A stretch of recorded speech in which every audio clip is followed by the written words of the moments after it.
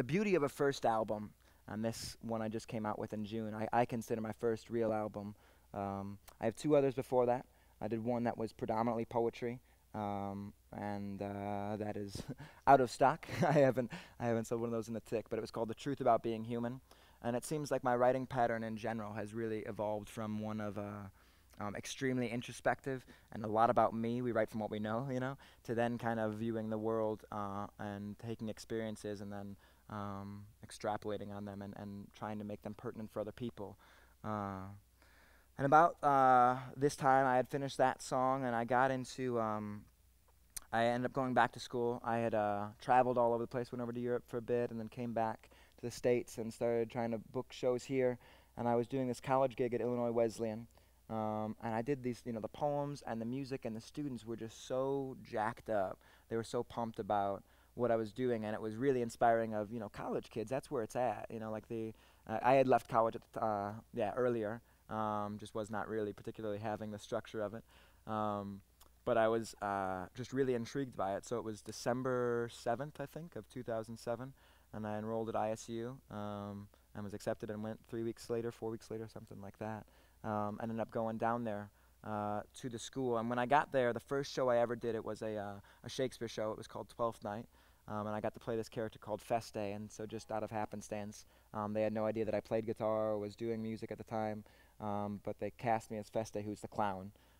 Apparently I'm quite the clown figure in casting for Shakespeare shows, at least. So they cast me for it, and I had to write this music for the show. And one of the songs, it's a song that the character Feste sings to his master, Orsino. And Orsino is this duke who he does not have love, and he's an older gentleman, or at least they describe him as an older gentleman, but he's just not had love at all. And so Feste sings him this song to try and get money out of him about, dying without love. And I took that song and part of it, part of the chorus that I wrote for it, and then taking that and then putting it into another song that I ended up writing called Shakespeare's Lullaby. And that song, it's a combination of a whole bunch of different things. It was from a breakup and being with a girl and not understanding how it was that we can use these words, just being young and saying, how can we use these words, I love you, but it's not permanent. It's clearly not forever, but that is what I've grown up thinking, what's going on. And having that, and that was a big part of it. And then there was a section in the middle where I was like, there needs to be a poem here. So I'm in Austin, Texas. I'm young and had just turned 21 and was just jacked up on life, jacked up to be around all these poets. And I meet this girl, Shannon. And Shannon was from Atlanta, and she was a poet and just on another team. And I saw her perform, and just it was an instant connection of, oh, snap, this girl's phenomenal. And she ended up winning 3rd in the nation at the National Poetry Slam, and so just killed it. But we ended up just having a wonderful connection throughout the week. And then from there, we only spoke a couple of times over the course of the next year. She came up to Chicago once, and I toured down to Atlanta once. But a year after, before the next poetry slam, she died in a freak accident. She was scuba diving, and she got stuck underwater.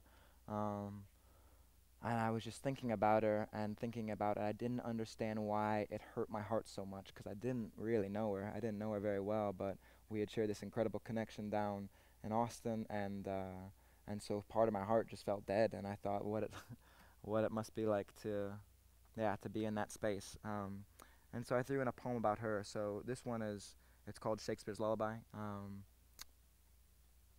not going to talk about it anymore. I'll let you guys decide.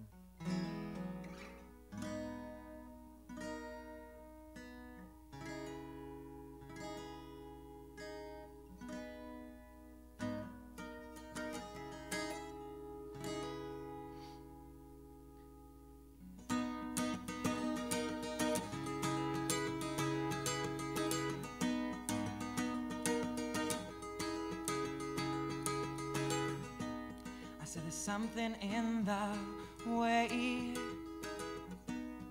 you always seem to look me in the eyes, and now I never thought you'd say, I think it's time we start to say goodbye.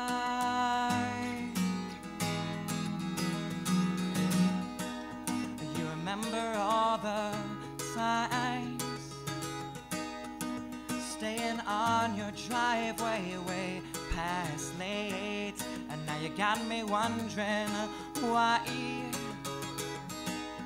we ever let this love begin to fade.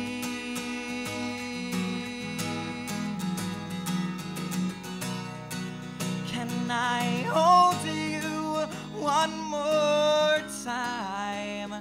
Just tell me anywhere. Can I see you at the end of the line? I'll be waiting there, waiting there.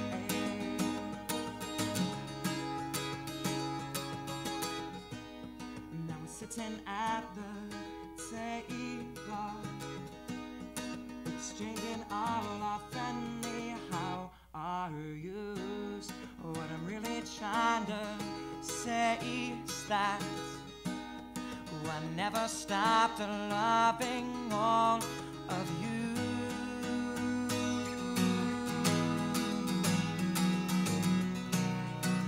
Can I hold you one more time? Just tell me anywhere. Can I see you at the end of the line? I'll be waiting there, 'cause 1,000 sighs to say. Just lay me anywhere. Sad true love never find my grave. To weep there, to weep there, to weep there.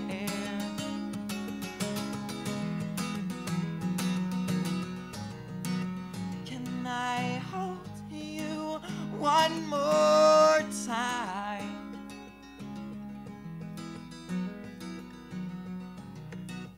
I'm writing this for the air tank in your veins, for the man on the moon in your eyes, and his smile is spreading 10 miles wide, singing, I want to be the one that saves you tonight. I want to be the one that saves you tonight. It's all I've got left, just this poem and this breath, and it's all I can give. So can I hold you one more time? Just tell me anywhere. Can I see you at the end of the line? I'll be waiting there, 'cause 1,000 sighs to say.